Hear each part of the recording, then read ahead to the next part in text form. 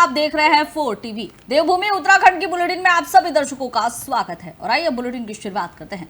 देहरादून में पीएम किसान सम्मान निधि योजना का लाभ जो है वो किसानों को मिलने वाला है। पीएम किसान सम्मान निधि योजना में लाभार्थी किसानों को 20वीं जो किस्त है वो आज जारी हुई। देहरादून में लाइव टेलीकास्ट हुआ। मुख्यमंत्री पुष्कर सिंह धामी इस कार्यक्रम में शामिल हुए। किसानों के अलावा अन्य लोग भी इस कार्यक्रम में मौजूद रहे। डीबीटी के माध्यम से धनराशि का हस्तांतरण किया गया। कृषक संवाद कार्यक्रम का भी आयोजन हुआ। स्वर्गीय हरवंश कपूर मेमोरियल ऑडिटोरियम गढ़ी कैंट में यह आयोजन किया गया। तो आज किसानों की 20वीं किस्त जारी की गई। ऑनलाइन के माध्यम से 20वीं किस्त जारी की गई। कृषक संवाद कार्यक्रम का आयोजन हुआ। स्वर्गीय हरवंश कपूर मेमोरियल ऑडिटोरियम गढ़ी कैंट में आयोजन किया गया। पीएम किसान सम्मान निधि योजना का आज लाभ किसानों को मिला है। लाभार्थी किसानों को 20वीं किस्त आज जारी की गई है। देहरादून में लाइव टेलीकास्ट हुआ और इस दौरान 20वीं किस्त जारी की गई। मुख्यमंत्री पुष्कर सिंह धामी इस कार्यक्रम में शामिल हुए और इस दौरान बड़ी संख्या में किसानों के अलावा अन्य लोग भी मौजूद रहे। तो आज किसान सम्मान निधि की 20वीं किस्त जारी हुई। डीबीटी के माध्यम से धनराशि का हस्तांतरण किया गया। कृषक संवाद कार्यक्रम का भी आयोजन हुआ। इस दौरान स्वर्गीय हरवंश कपूर मेमोरियल ऑडिटोरियम गढ़ी कैंट के जहां आयोजन हुआ वहां बड़ी संख्या में किसान और अन्य लोग भी मौजूद थे। पीएम किसान सम्मान निधि योजना की 20वीं किस्त आज जारी कर दी गई है और लाभार्थी किसान जो है वो इसका लाभ उठाए हैं। देहरादून में लाइव टेलीकास्ट किया गया। मुख्यमंत्री पुष्कर सिंह धामी इस कार्यक्रम में शामिल हुए। इसके साथ ही किसान और अन्य लोग भी कार्यक्रम में मौजूद थे। डीबीटी के माध्यम से धनराशि का हस्तांतरण किया गया। किसानों को डीबीटी के माध्यम से ये धनराशि मिल रही है। कृषक संवाद कार्यक्रम का भी आयोजन किया गया। स्वर्गीय हरवंश कपूर मेमोरियल ऑडिटोरियम गढ़ी कैंट में इसका आयोजन किया गया। तो पीएम किसान सम्मान निधि योजना का आज लाभ जो है वो किसानों को मिला है। देहरादून में लाइव टेलीकास्ट किया गया। इस दौरान बड़ी संख्या में किसान के साथ ही आम लोग भी मौजूद रहे।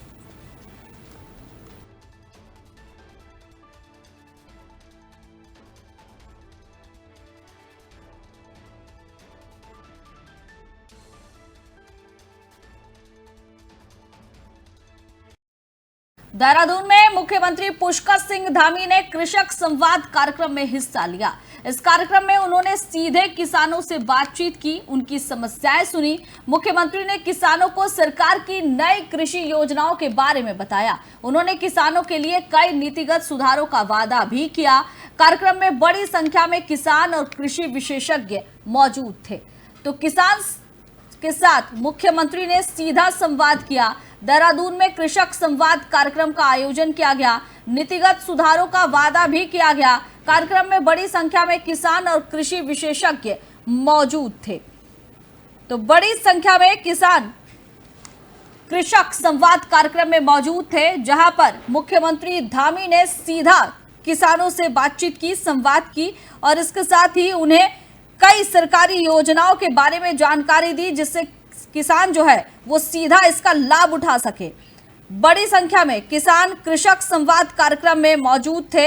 यहां मुख्यमंत्री धामी ने किसानों से सीधा संवाद किया। सरकार की कई योजनाएं जो किसानों के हित में चलाई जा रही है उसका लाभ किस तरह से लिया जाए इसके बारे में जानकारी दी गई। साथ ही किसानों ने भी अपनी कई समस्याओं से मुख्यमंत्री को अवगत करवाया और उनकी समस्याओं को मुख्यमंत्री ने ध्यानपूर्वक सुना और इसके निर्देश भी जारी किए गए।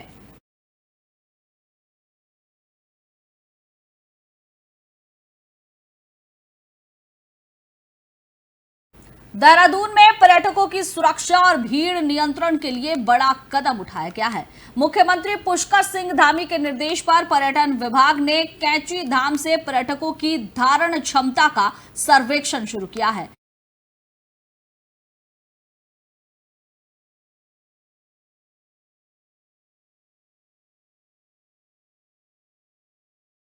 की भीड़ को नियंत्रित किया जा सके और सुरक्षा सुनिश्चित हो। कैंची धाम के बाद मनसा देवी, चंडी देवी, पूर्णगिरी मंदिर, पिरान, कालियर जैसे अन्य प्रमुख धार्मिक स्थलों पर भी ये सर्वेक्षण किया जाएगा। सरकार का ये कदम श्रद्धालुओं की सुरक्षा और बेहतर व्यवस्था के लिए है। तो कैची धाम से पर्यटकों की धारण क्षमता के सर्वेक्षण की शुरुआत हो रही है। कितनी संख्या में यहाँ पर्यटक आ सकते हैं, इन सब चीजों पर जांच की जा रही है। सर्वे अब शुरू हो गया है। तो देहरादून से बड़ी खबर, कई धार्मिक स्थल है, यहाँ पर कितनी संख्या में पर्यटक आ सकते हैं, कितनी क्षमता हो सकती है, सुरक्षा के क्या क्या इंतजाम हो सकते हैं, इन सब पे अब सर्वे हो चला है और प्रमुख धार्मिक स्थलों की गणना भी होगी। कितने यहाँ पर्यटक पहुंच रहे हैं, उनकी सुरक्षा को लेकर भी कदम अब उठाए जा रहे हैं। एहतियातन तौर पर अब सरकार सख्त हो रही है। पर्यटकों की संख्या कितनी है, उसके अनुसार कितनी सुरक्षा दी जानी चाहिए, इन सब पर अब जांच शुरू हो गई है, सर्वे शुरू हो गई है। मुख्यमंत्री पुष्कर सिंह धामी इस पर सख्त होते हुए नजर आ रहे हैं। निर्देश दिए जा रहे हैं कि आखिर पर्यटकों की जो सुरक्षा है, जो श्रद्धालु है, उनकी सुरक्षा प्रमुख मानी जा रही है। धार्मिक स्थलों पर लोग पूजा पाठ करने के लिए आते हैं और वहां पर सुरक्षा के पुख्ता इंतजाम होने चाहिए। प्रशासन इसके लिए पूरी मुस्तैदी के साथ डटा हुआ है और हर जगह पर अब प्रशासन जो है किस तरह से अपनी क्षमता बढ़ाए, जो श्रद्धालु वहां पहुंच रहे हैं उनकी सुरक्षा किस तरह से की जाए, इन तमाम विषयों पर अब सर्वे शुरू हो गया है। ज्यादा जानकारी के लिए हमारे साथ फोन लाइन पर उत्तराखंड के ब्यूरो चीफ अजय पांडे जुड़ गए हैं। अजय, उत्तराखंड की अगर बात की जाए तो प्रमुख जो धार्मिक स्थल है वहां पर अब गणना की जाएगी, यानी कितने पर्यटक पहुंच रहे हैं, उनकी धारण क्षमता के हिसाब से सर्वे होगा। मुख्यमंत्री ने ये निर्देश दिया है। देखिए प्रीति, हाल ही में हरिद्वार में मनसा देवी में जो घटना हुई है उससे सबक लेते हुए उत्तराखंड सरकार ने एक बड़ा कदम उठाया है और खास तौर पर देखिए जो विभिन्न पर्यटक स्थल हैं, विभिन्न धार्मिक स्थल हैं, उनकी सुरक्षा को लेकर के पहले से ही तमाम इंतजाम सरकार की ओर से किए गए। लेकिन अब इस घटना के बाद और नए तरीके से इस पर चिंतन और मंथन किया गया है और इस पर एक नए सिरे से काम भी किया जा रहा है। आपने देखा होगा कि जो कैची धाम है वहां पर लगातार लोगों की संख्या बढ़ती है जा रही है और लोग काफी संख्या में के लिए आ रहे हैं। तो ऐसे में खास तौर पर जो जून का महीना रहा उस समय कैची धाम में बहुत भीड़ देखी गई और हर महीने लगभग काफी संख्या में लोग यहाँ पर दर्शन करने के लिए आते हैं। तो ऐसे में सरकार की जो शुरुआत सरकार ने की है वो कैची धाम से ही शुरू की है और वहां पर भी भीड़ नियंत्रण के लिए श्रद्धालुओं की सुरक्षा के लिए एक बड़ा कदम उठाया जा रहा है और वहीं से अब बाकी के अन्य धामों में भी ये सुरक्षा के प्रबंध किए जा रहे हैं और खास तौर पर जो मनसा देवी मंदिर हो गया, चंडी देवी, पूर्णागिरी मंदिर, पिरान कलियर में भी काफी संख्या में लोग आते हैं, तो उस वहां की भी सुरक्षा को लेकर के भी व्यापक प्रबंध किए जा रहे हैं। और जैसा कि अभी आपने ही बताया कि सर्वे के साथ साथ इस बात को लेकर के भी सरकार अब नए सिरे से काम कर रही है कि लोगों को जो लोग इन जगहों पर पहुंच रहे हैं वो कहाँ से आए हैं, कितनी संख्या है, उन सारे लोगों की मॉनिटरिंग जब होगी, उनका सारा डिटेल लिया जाएगा तो ये भी पता चलेगा कि कौन कौन कितनी संख्या में किस धाम में किस जगह पर लोग आए हैं। इसके साथ साथ तमाम जगहों पर वो कहाँ कहाँ से आए हैं, ये सब चीजों की जानकारी हो जाएगी। तो सरकार की एक बड़ी पहल है, अच्छी कोशिश है और सुरक्षा के मानकों का ध्यान रखा जा रहा है। सुरक्षा के मनसा देवी मंदिर में जिस तरह से घटना हुई थी, इस घटना के बाद माना जाए कि सरकार पर एक तरह से दबाव था, पर्यटकों की सुरक्षा को लेकर सवाल उठ रहे थे, श्रद्धालुओं की सुरक्षा को लेकर सवाल उठ रहे थे, इसलिए अब इस तरह के निर्देश जारी किए गए हैं। ये कह सकते हैं क्योंकि विपक्ष की ओर से भी तमाम सवाल उठाए जा रहे थे और विपक्ष की ओर से भी ये कहा गया था कि क्योंकि इतनी संख्या में जो लोगों की मौत हुई है, काफी संख्या में लोग जो घायल हुए थे उनको बचाया जा सकता था क्योंकि वहां पर सुरक्षा के मानकों का ध्यान नहीं रखा गया था, पर्याप्त पुलिस फोर्स मौजूद होनी चाहिए थी और इस बात का आकलन भी करना चाहिए था उन जिम्मेदार लोगों को कि यहाँ पर भीड़ बढ़ सकती है और अचानक से अगर भीड़ बढ़ती है तो उसको कैसे कंट्रोल किया जाए। इन तमाम चीजों को लेकर के सरकार को सोचना चाहिए था। इस तरह के जो आरोप प्रत्यारोप लगते रहे, अब इस दिशा में अब चाहे पर्यटन विभाग, तीर्थाटन विभाग और काम कर रहा है। इसके साथ साथ मुख्यमंत्री पुष्कर सिंह धामी ने इन धामों से संबंधित जो जिले हैं उनके जिलाधिकारियों को भी निर्देश दिया है और ये कहा है कि वो भी अपने स्तर से जो भी सुझाव है वो भी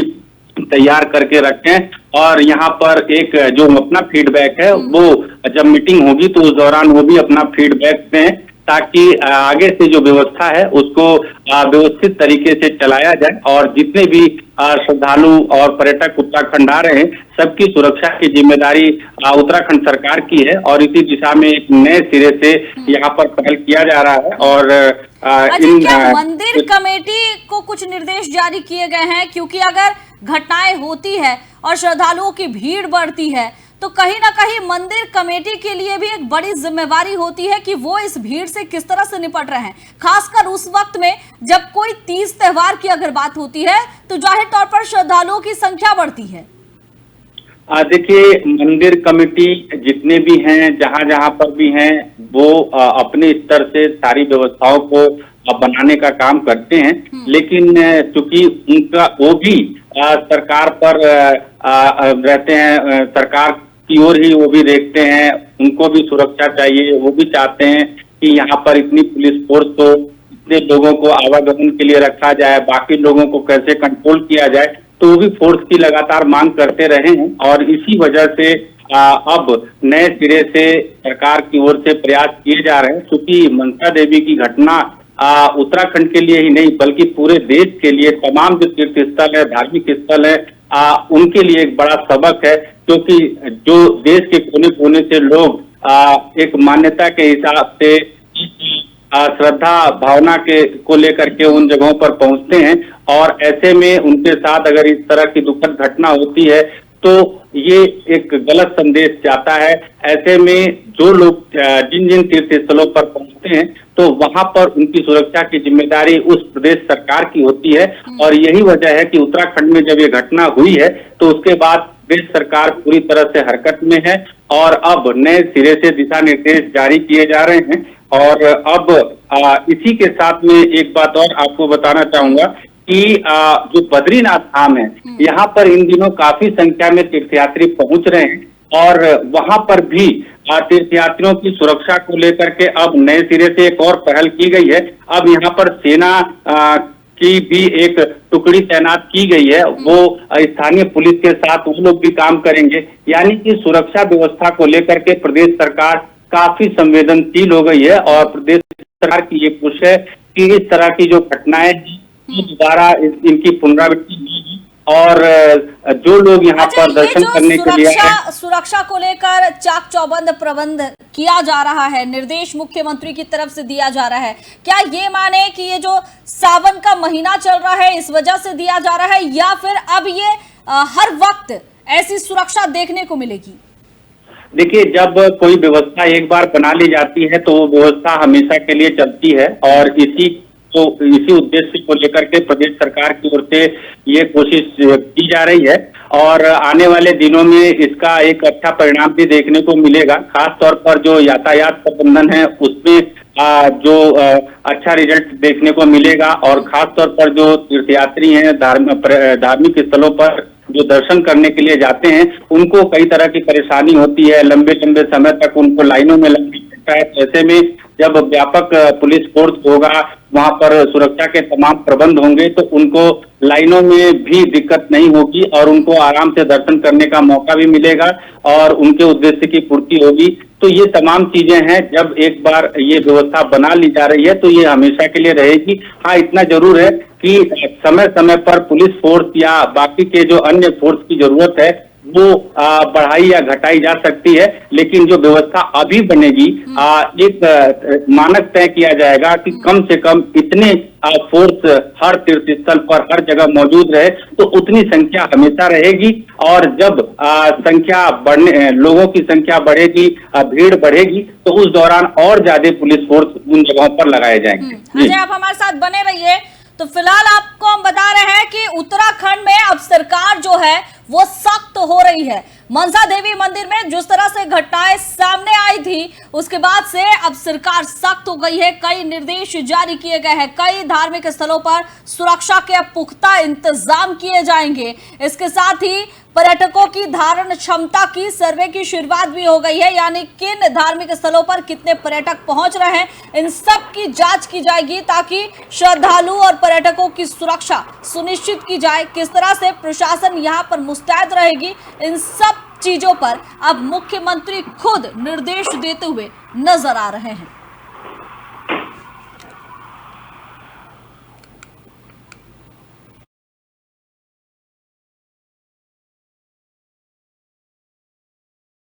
पंचायती राज विभाग के सचिव श्री चंदेश यादव ने आज जिला पंचायत अध्यक्ष पद के लिए आरक्षण की सूची जारी की। इस संबंध में प्रस्ताव जारी हो चुका है। आरक्षण से जुड़ी आपत्तियां 2 अगस्त से 4 अगस्त तक प्राप्त की जाएंगी, जिनका निस्तारण 5 अगस्त को किया जाएगा।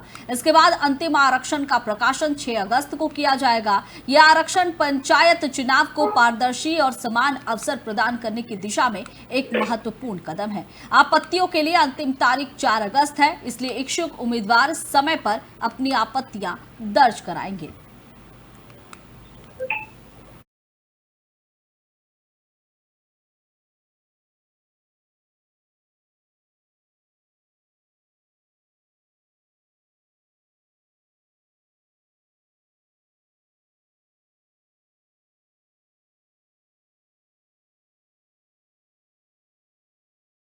देहरादून से एक बड़ी खबर आ रही है। जिलाधिकारी ने शराब की 6 दुकानों को सील कर दिया है। ये कार्रवाई देहरादून के चूना भट्टा, सर्वे चौक, बिंदाल पुल और पटेल नगर में की गई है। ये कार्रवाई यातायात प्रभावित होने के कारण की गई है। स्थानीय जनता की शिकायतों के बाद जिलाधिकारी ने शराब की इन दुकानों को सील करने का निर्देश दिया है।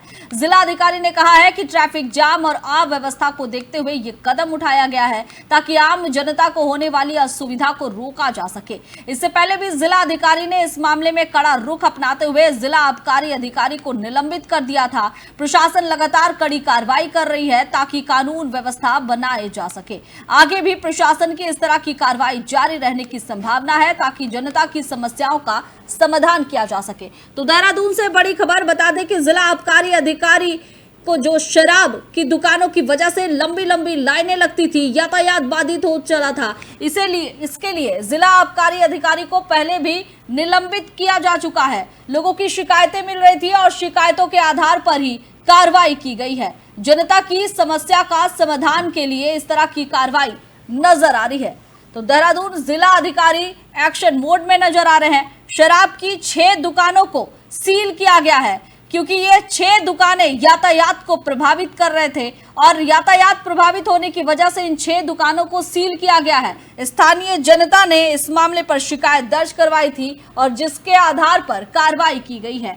कहा जा रहा है कि अगर इस तरह की समस्या हुई तो आगे भी कार्रवाई जारी रहेगी। तो जिला आबकारी विभाग की बड़ी कार्रवाई नजर आई है। शराब की 6 दुकानों को सील किया गया है। जिला आबकारी अधिकारी पहले भी इस मामले पर निलंबित हो चुके हैं। तो बड़ी कार्रवाई, यातायात को प्रभावित कर रही शराब की 6 दुकानों को सील कर दिया गया है। यातायात प्रभावित हो रही थी, लंबी लंबी कतारें यहां लगी नजर आ रही थी जिससे आवागमन पूरी तरह से बाधित हो रहा था।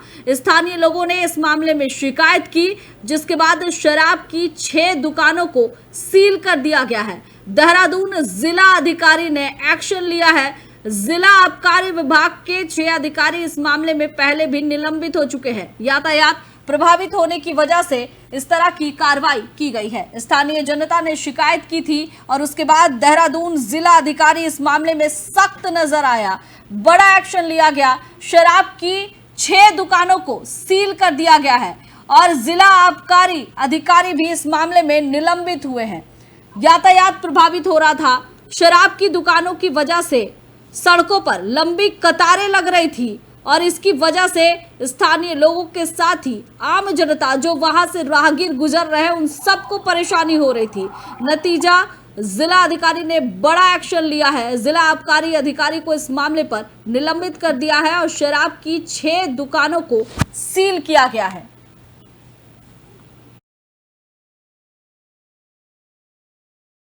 हमारे साथ फोन लाइन पर जुड़े हुए हैं उत्तराखंड के ब्यूरो चीफ अजय पांडे। अजय, देहरादून जिला अधिकारी ने बड़ा एक्शन लिया है।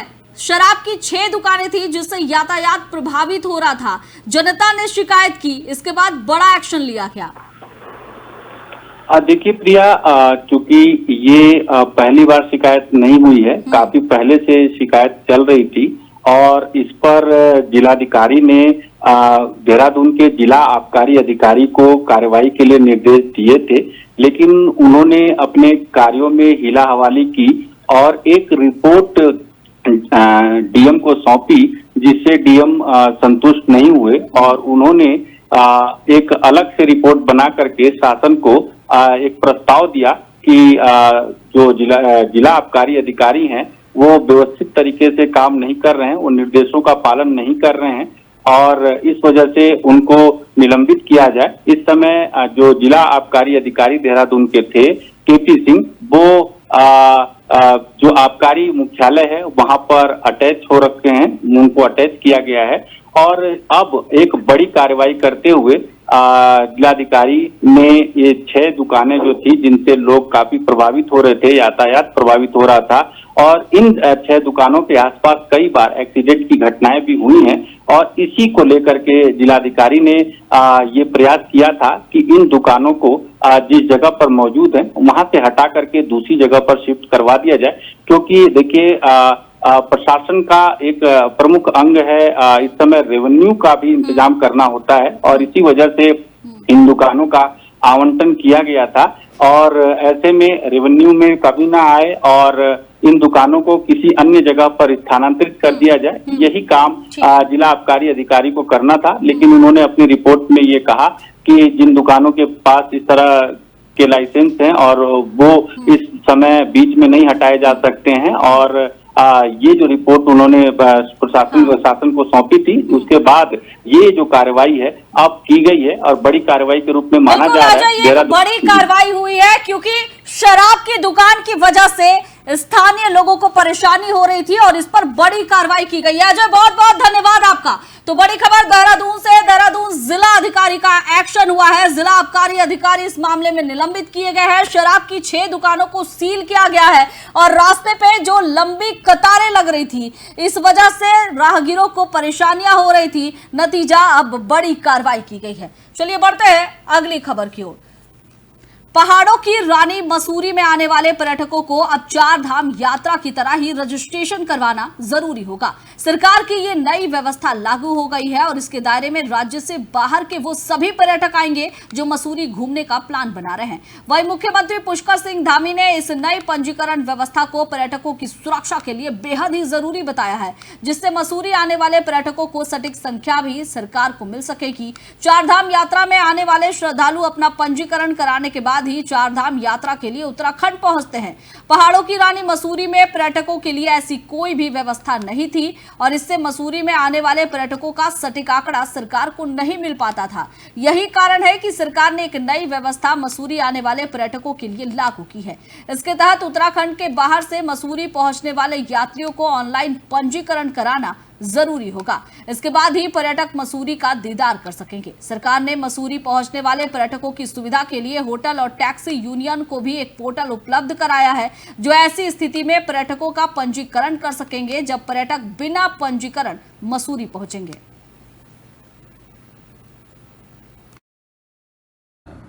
तो पॉजिटिव वे में अगर आप लेंगे तो एक रियल टाइम जो डेटा है हम लोग कैप्चर करेंगे इसमें, और इसमें पोर्टल के माध्यम से उनको एक रजिस्ट्रेशन अपना कराना है। और ये नहीं कि वो टूरिस्ट जो मसूरी घूमने आ रहा है और जिसने अपना ऑलरेडी ऑनलाइन अपनी बुकिंग वगैरह करा रखी है, तो उसको सुविधा हम दूसरे ढंग से भी दे रहे हैं कि ये ज़रूरी नहीं है कि वो टूरिस्ट ही करे, जिसकी बुकिंग ऑलरेडी वहाँ पे हो चुकी है। हम इसको एक लिंक हम लोगों ने होटल एसोसिएशन इन लोग को भी दिया है कि जो उनके पास बुकिंग उपलब्ध है उसके आधार पर भी वो उसमें इस पोर्टल में रजिस्ट्रेशन करें जी। उसके 2 फ़ायदे हैं। 2 फ़ायदे इस सेंस में हैं कि एक तो जो टूरिस्ट आ रहा है उसको बेवजह परेशान होने की ज़रूरत नहीं है, और दूसरी चीज़ जब होटल रेस्टोरेंट वाले या होटल वाले इसका रजिस्ट्रेशन करेंगे, एयरबीएनबी वाले करेंगे, होम स्टे वाले करेंगे, इवन धर्मशाला वाले भी, जो धर्मशाला वाले भी, तो एक रियल फिलहाल इस बुलेटिन में बस इतना ही। आप देखते रहिए 4 टीवी। नमस्कार।